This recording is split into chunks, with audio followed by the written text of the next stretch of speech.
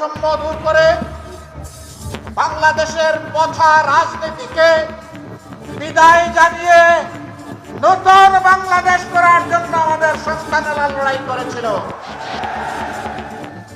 সেই নতুন বাংলাদেশ গড়ার জন্যই সংস্কারের উদ্দেশ্যে গণভোট হয়েছে।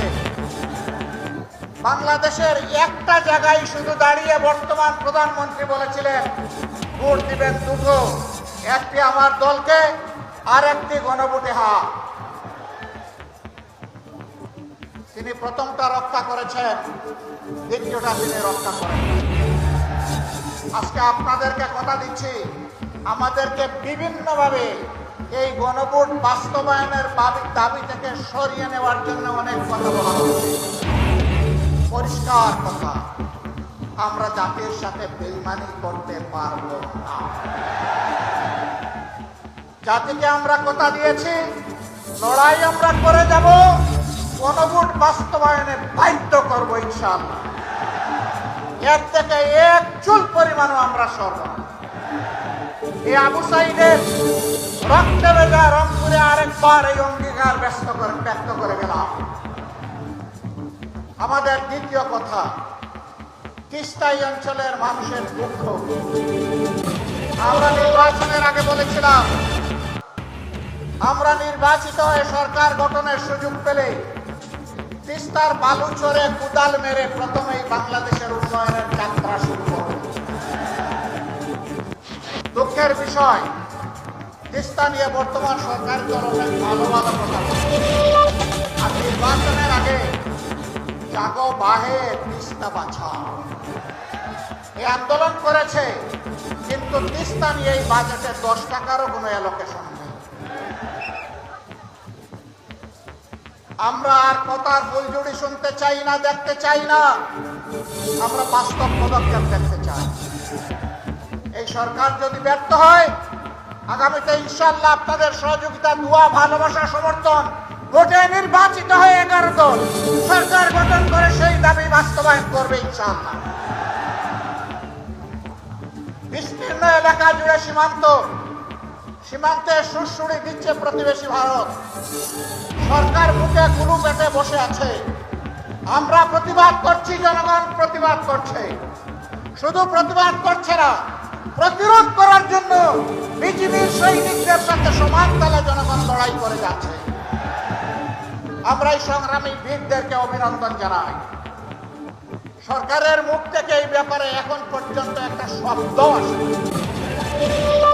আর বয়ে কাকে খুশি করার জন্য, কোন দেশের শাসক আপনারা? বাংলাদেশের জনগণের নাড়ির পালস বোঝার চেষ্টা করুন। জনগণের অভিপ্রায় আকাঙ্ক্ষার বিরুদ্ধে মেহরবানি করে অবস্থান নেবেন না।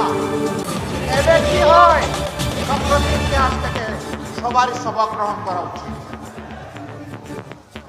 অতএব সাফ কথা, তিস্তার ব্যাপারে কোনো ছানাই পানাই বুঝি না।